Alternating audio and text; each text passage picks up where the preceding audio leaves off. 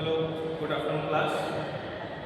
Myself Dr. Bhanu and today is my lecture on role of immunity in host pathogen relationship. In last lecture we discussed about host pathogen relationship. This is a part of the topic. So we will start immunity. Let's start. What is immunity? Immunity is the ability of the body to recognize, destroy and eliminate antigenic material. कौन कौन से होते हैं हमारे antigenic material? Bacteria, virus और parasite. Okay, और इसको foreign particle भी बोलते हैं हम लोग, एंटीजेनिक मटेरियल भी बोलते हैं, फॉरेन पार्टिकल भी बोलते हैं और माइक्रो ऑर्गेनिज्म भी बोलते हैं। तो इम्यूनिटी में क्या होता है? इम्यूनिटी हमारी बॉडी की एक एबिलिटी है। किस तरह की एबिलिटी है?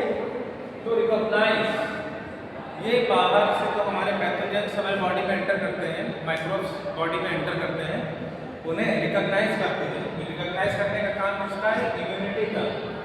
और उसे रिकॉग्नाइज करने के बाद डिस्ट्रॉय या एलिमिनेट, या बॉडी से बाहर निकालना या उसे किल कर देने का काम इम्यूनिटी का है।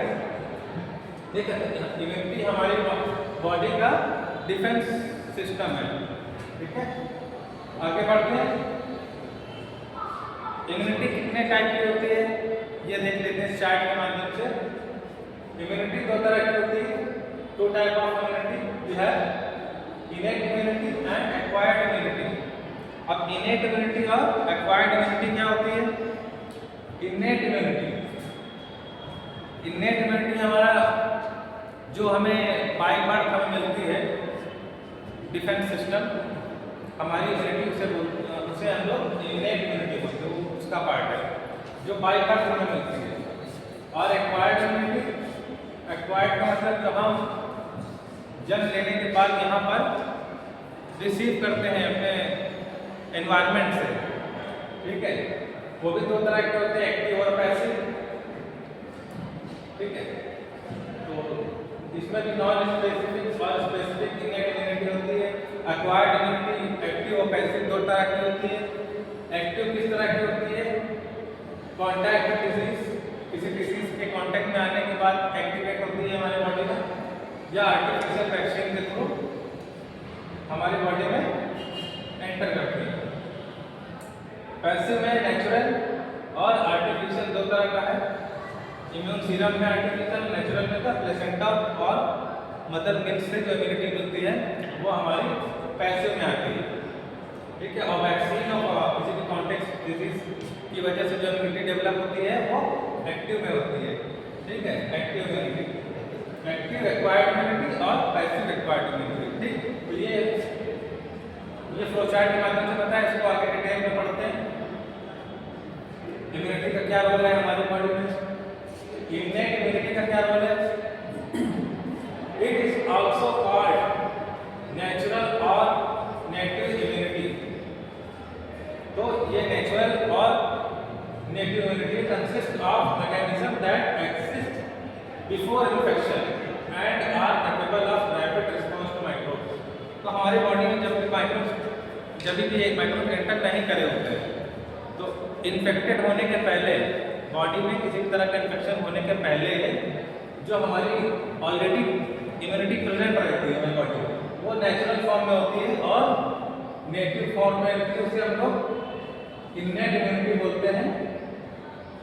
ठीक, consist of mechanism that exist before infection, infection होने के पहले ही हमारी बॉडी में प्रेजेंट होती है, and are capable of rapid response to microbes, और इसमें सक्षम होती है कि माइक्रोब्स के अगेंस्ट रैपिड एक्शन ले, उसे एलिमिनेट करने में कैपेबल होती है।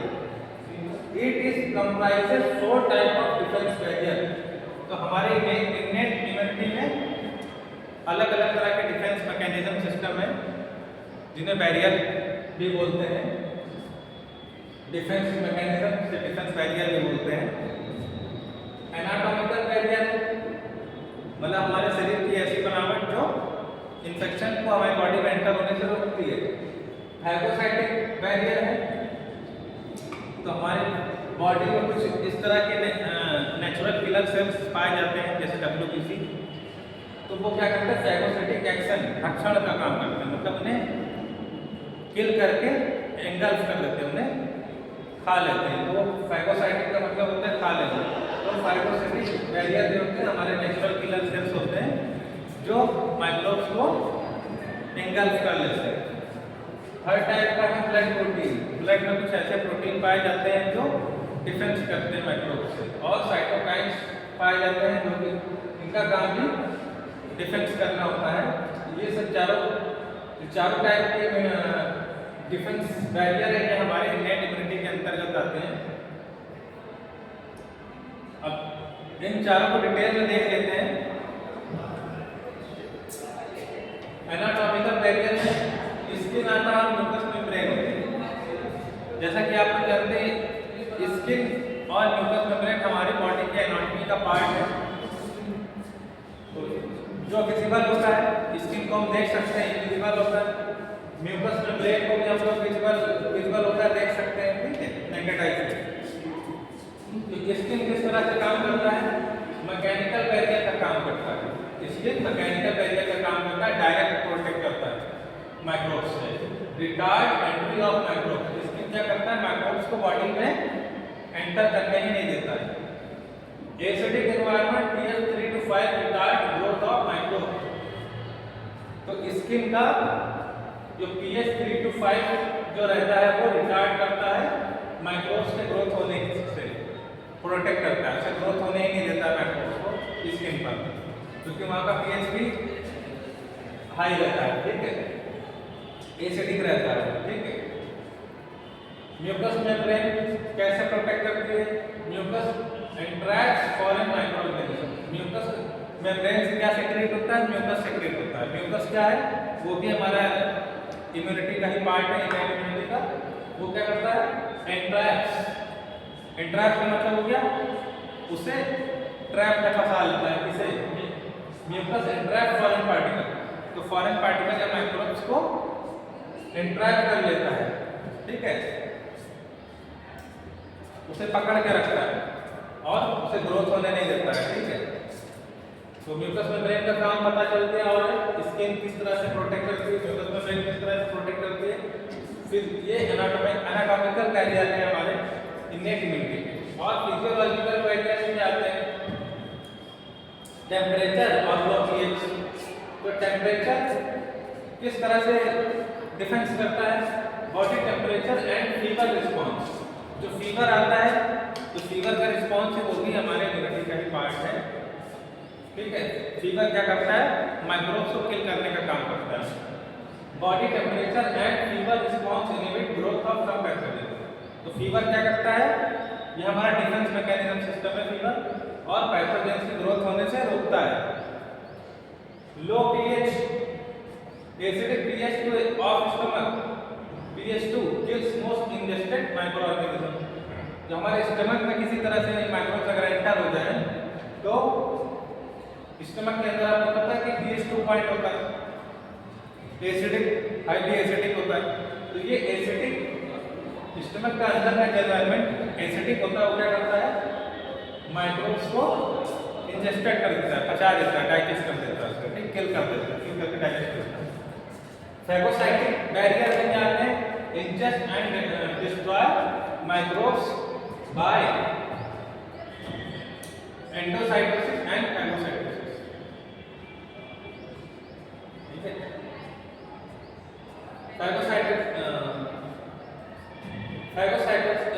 फैगोसाइटिक बैरियर में क्या कहते हैं? न्यूट्रोफिल्स आते हैं हमारे, मैक्रोफाज आते हैं, नेचुरल किलर सेल, इनके सेल आते हैं, ठीक है। ये WBC होती है, एक तरह की WBC का ही पार्ट है, ठीक है, फैगोसाइटिक बैरियर में। इसमें क्या होता है? ये क्या करता है? इंजेस्ट करता है और डिस्ट्रॉय करता है माइक्रोब्स को। फैगोसाइट मतलब अपने अंदर समा लेता है किल करने के लिए, चारों तरफ से पकड़ के रखता है और डिस्ट्रॉय करता है, इंजेस्ट करता है और डिस्ट्रॉय करता है, पकड़ता है और किल करता है। बाय किस प्रोसेस, इस प्रोसेस को क्या करते हैं, बैक्टीरिया के माइक्रोब्स को किल पकड़ना और उसे एंगल्फ कर लेना और किल करने को बोलते हैं एंडोसाइटोसिस एंड फाइगोसाइटोसिस। एंडोसाइटोसिस मतलब अपने अंदर समा लेना, तो माइक्रोब्स को चारों तरफ से उसके सराउंडिंग एक लेयर बना के उसे फाइगोसाइटोसिस के थ्रू किल कर देता है। टिश्यू डैमेज एंड, अच्छा इसमें इन्फ्लेमेटरी बैरियर में क्या आता है, tissue damage and infection induce leakage of vascular fluid containing serum protein with antibacterial activity। Inflammatory response में क्या होता है, जो वैस्कुलर फ्लूइड का लीकेज है उसमें क्या कंटेन होता है, सीरम प्रोटीन प्रेजेंट होते हैं।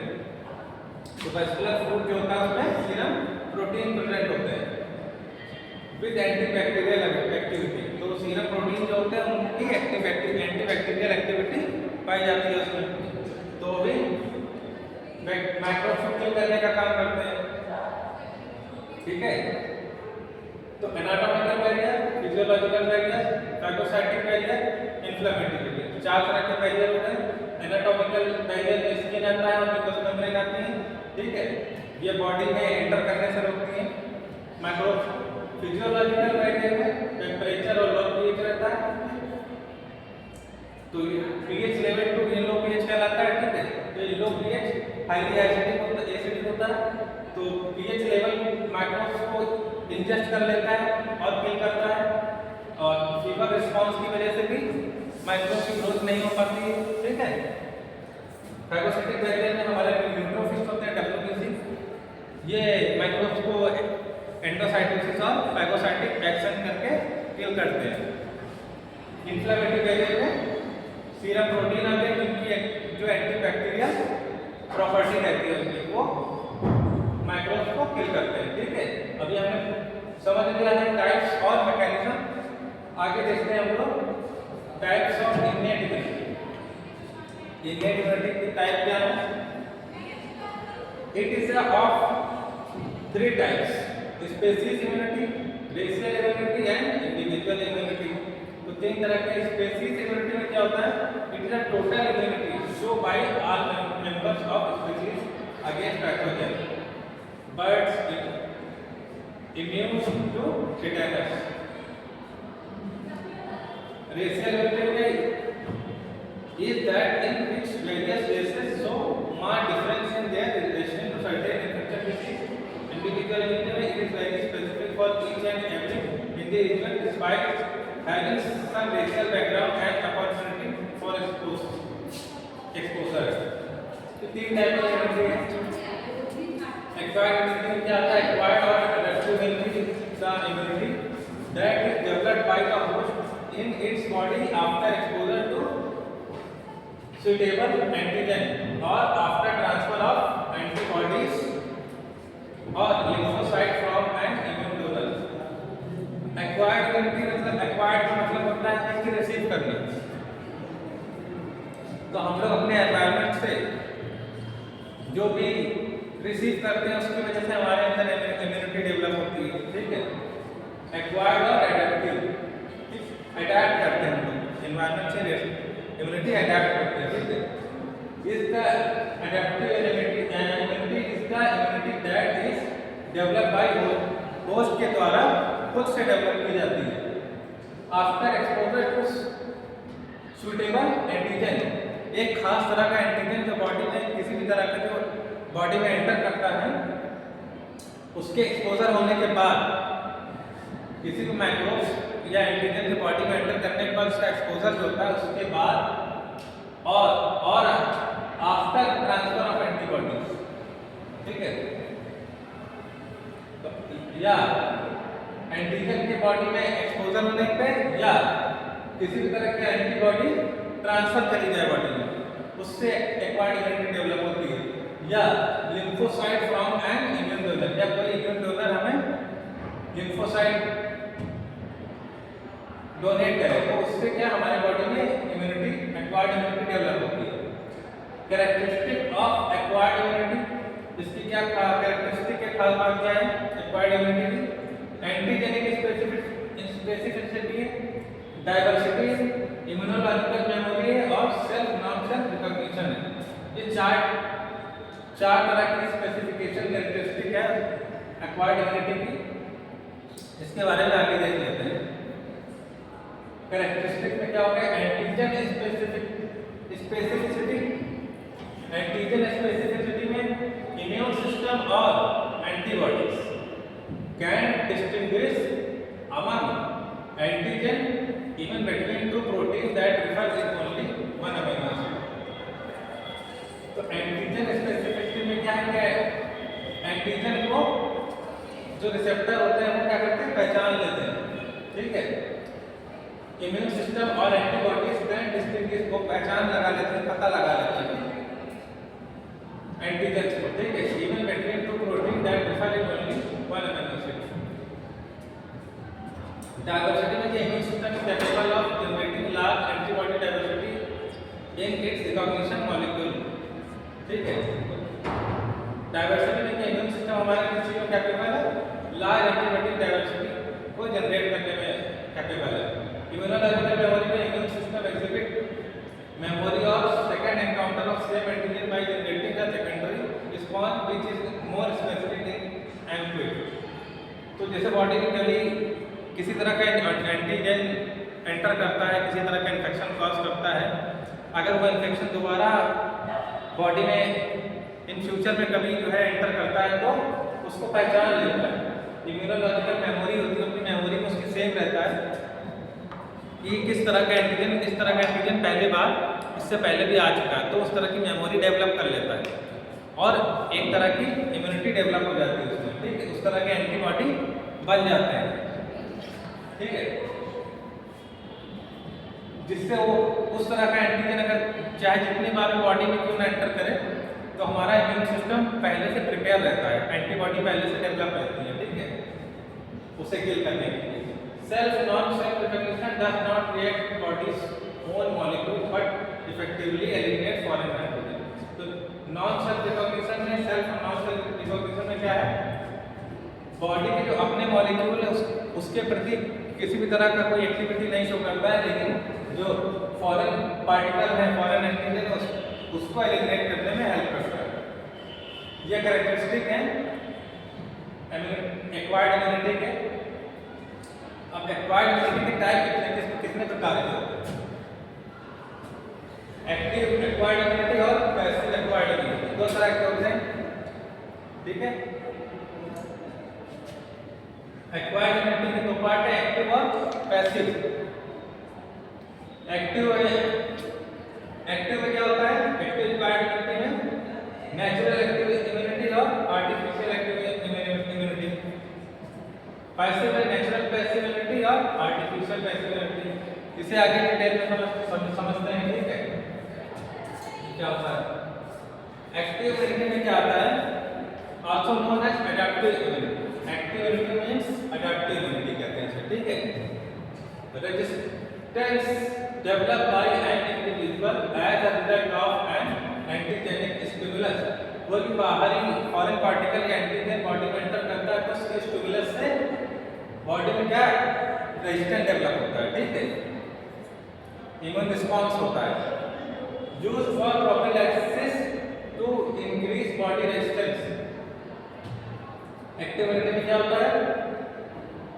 प्रोफिलैक्सिस होता है, बॉडी की इम्यून सिस्टम को बॉडी की रेजिस्टेंस पावर बढ़ाने के लिए, इम्यूनिटी को और स्ट्रॉन्ग करने के लिए प्रोफिलैक्सिस होता है, ठीक है। दो टाइप्स के हैं, नेचुरल एक्टिव इम्यूनिटी और artificial active immunity. Active immunity के दो पार्ट हैं, नेचुरल एक्टिव इम्यूनिटी और artificial active immunity. Passive immunity में क्या होता है?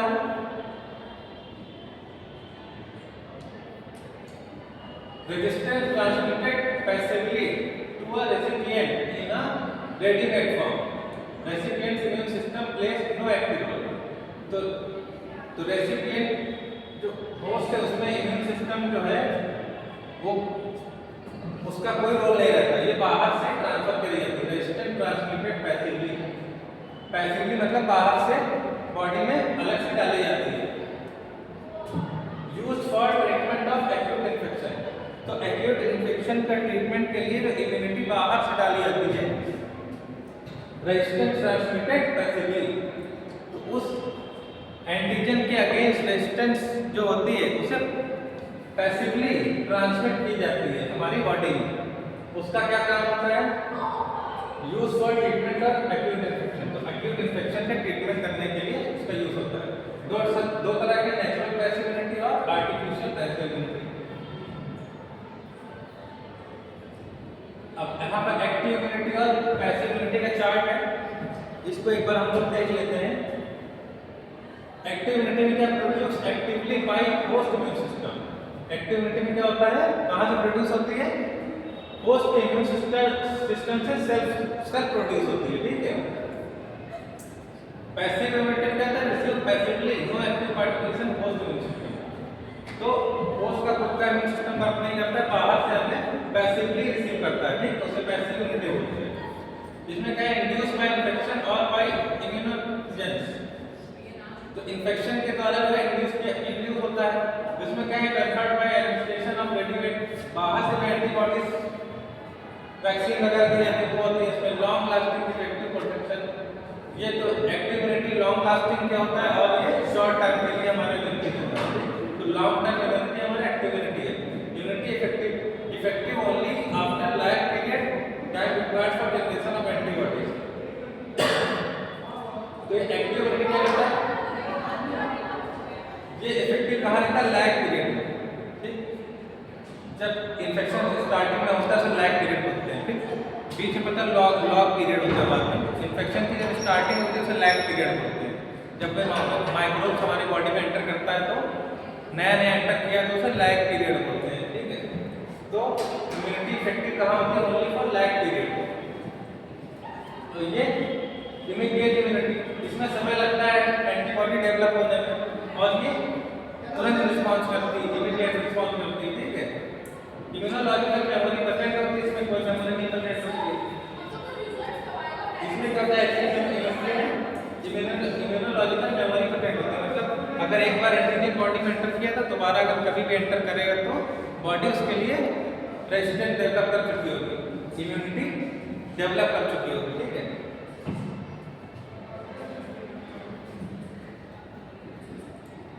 ठीक है, आगे देखते हैं हम लोग टाइप्स ऑफ एक्टिव इम्यूनिटी।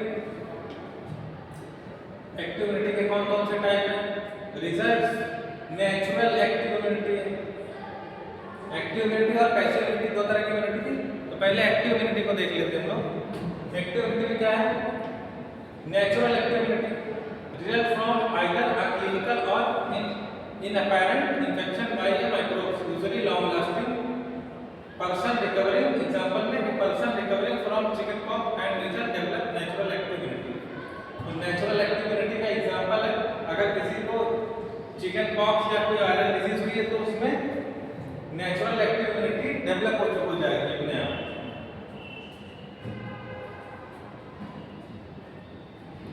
फिर premunition special type of immunity seen in syphilis. Syphilis में भी ऐसे ही होता है, ठीक है। स्पेशल टाइप की इम्यूनिटी डेवलप होती है। Immunity to the infection last only as long as the original infection remains active.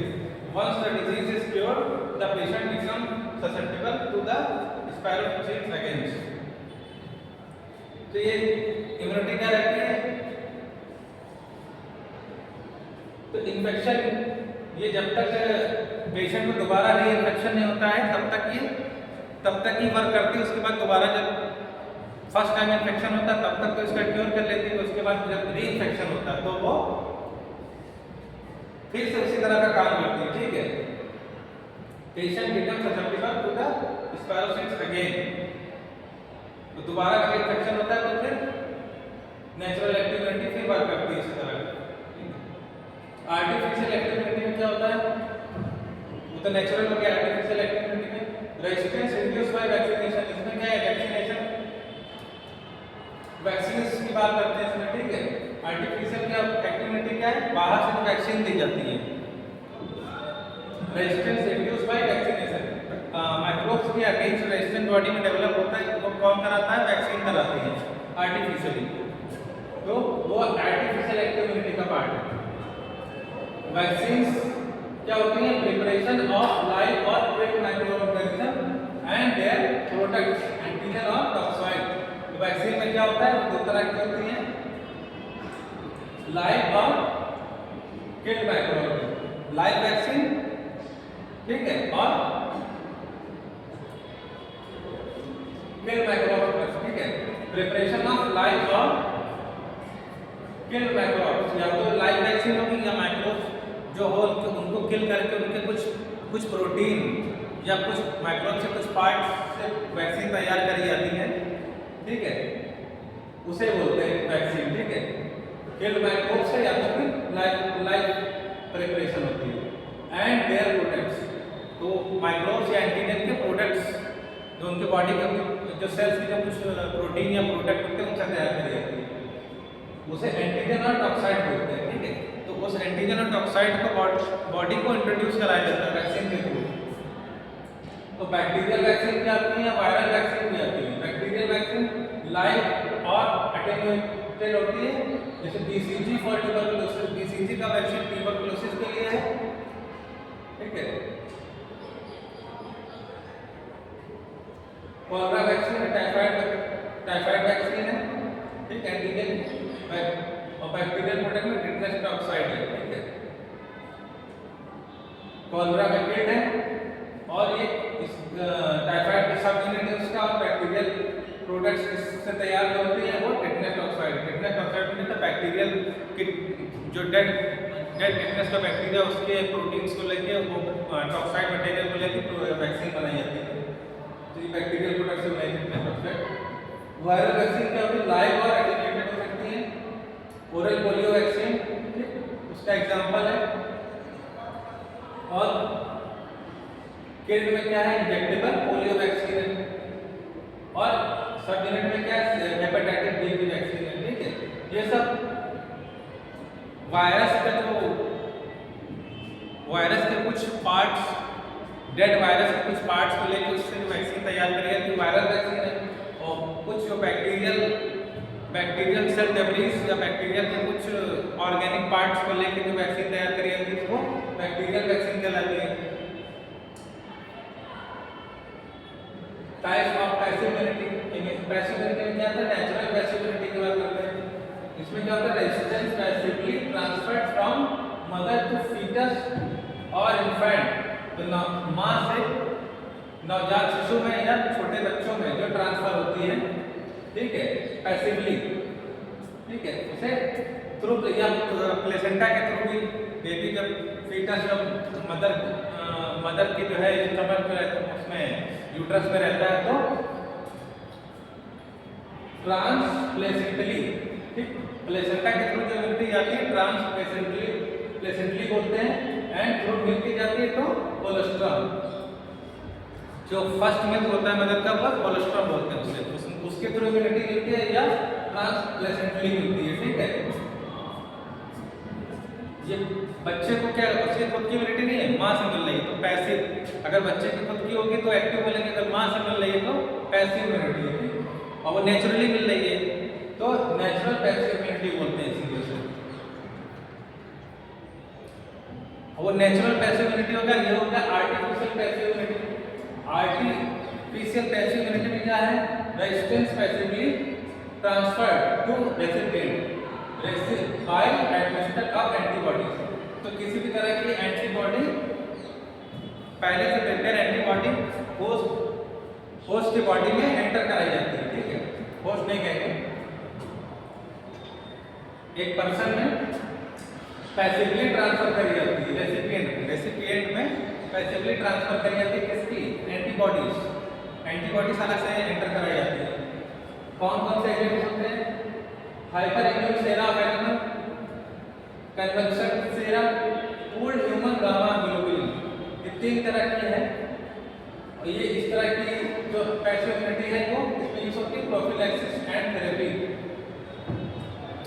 जैसे आपने देखा होगा कि एंटीवेनम जो ड्रग्स बनती हैं, ठीक है, जो हॉर्स सीरम में, एनिमल सीरम में बनाई जाती है, जो प्रिपेयर करी जाती है लैब में, लेबोरेटरी में प्रिपेयर करती है, तो उससे क्या जो वैक्सीन बनती है उससे क्या एंटीवेनम वैक्सीन जो बनती है तो वो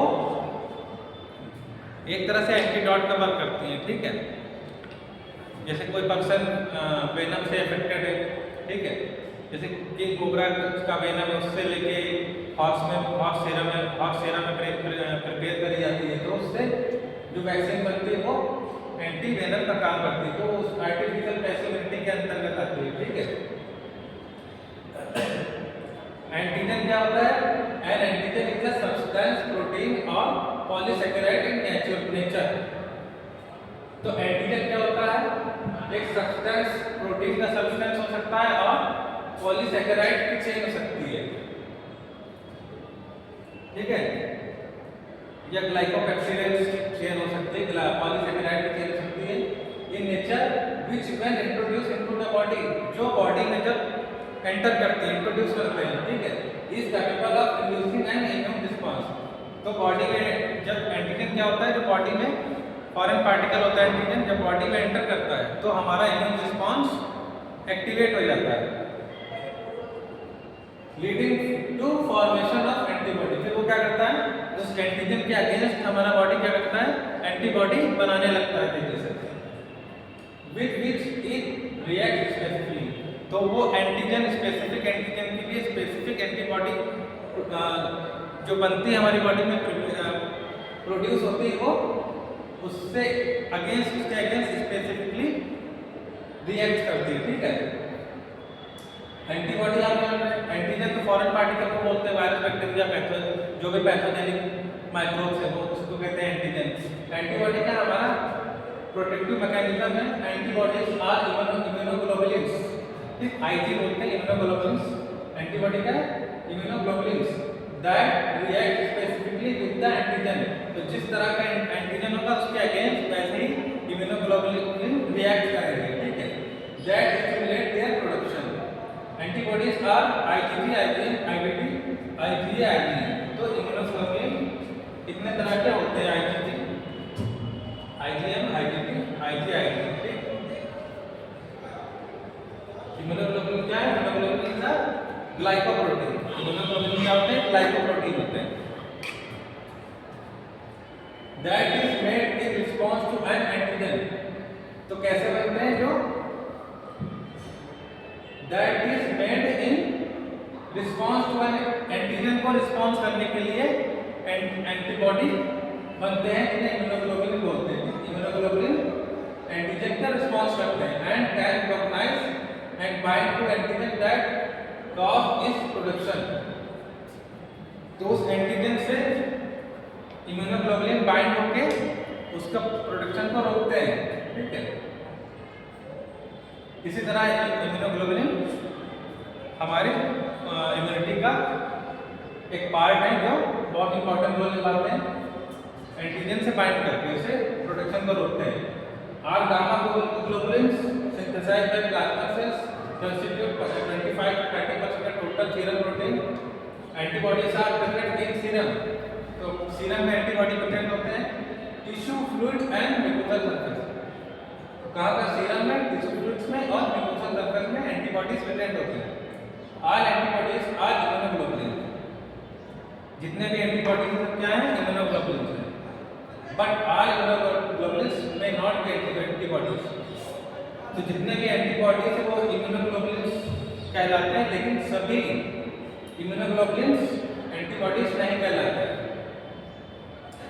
क्लासिफिकेशन है यहाँ पर इम्यूनोग्लोबुलिन्स का based on structure and antigenic nature of H chain. तो एच चेन जो होती है उसके अकॉर्डिंग इम्यूनोग्लोबुलिन्स की कैटेगरी बनाई गई है।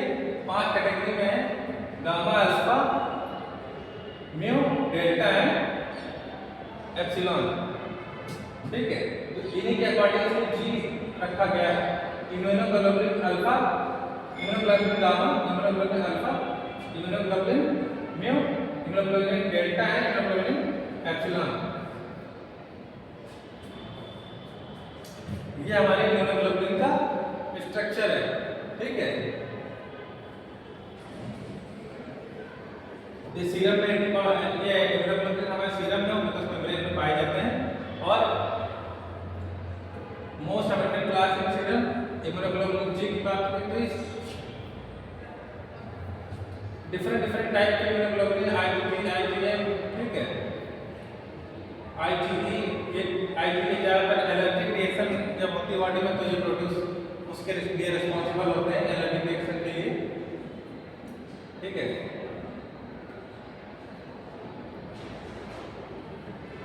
Primary and secondary immune response क्या होता है? इम्यून रिस्पॉन्स का मतलब क्या होता है? Collective and coordinated response to the foreign substance in an individual mediated by the cells and molecules of the immune system. Immune response क्या है? हमारे इम्यून सिस्टम का जो बॉडी में फॉरेन सब्सटेंस एंटर करते हैं उसके अगेंस्ट जो हमारी बॉडी रिएक्ट करती है उसी को इम्यून रिस्पॉन्स बोलते हैं, ठीक है। प्राइमरी इम्यून रिस्पॉन्स क्या होता है? अगर कोई antigen come in contact with immune system, अगर कोई एंटीजन क्या होता है हमारी बॉडी के इम्यून सिस्टम के कांटेक्ट में आता है फर्स्ट टाइम, पहली बार जब इन्फेक्शन होता है, during this time of immune system has to learn to recognise antigen.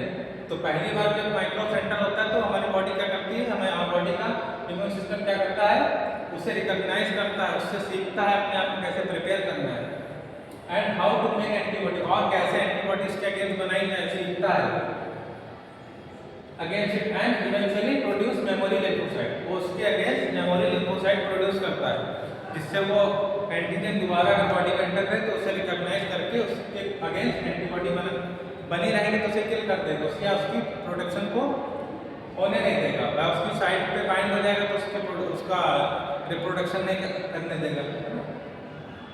Secondary immune response में था अगर व्हेन द सेकंड टाइम, दूसरी बार, तीसरी बार या चौथी बार जब भी इन्फेक्शन होगा the person is exposed to the same antigen, अगर वही उसी तरह का जिससे पहले जिसके अगेंस्ट एंटीबॉडी शरीर में बन चुकी है, ठीक, इम्यूनोग्लोबुलिन बन चुकी है, तो वही अगर सेम एंटीजन दोबारा अफेक्ट करता है या तीसरी या चौथी बार अफेक्ट करता है बॉडी को, वहाँ वो पर्सन एक्सपोज होता है सेम इन्फेक्शन के थ्रू।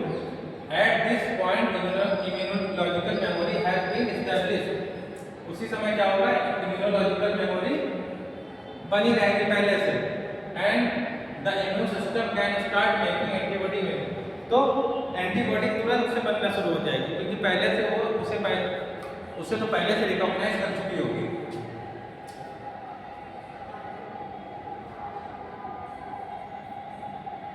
ठीक है, आज का लेक्चर यहीं पर खत्म होता है, ठीक है।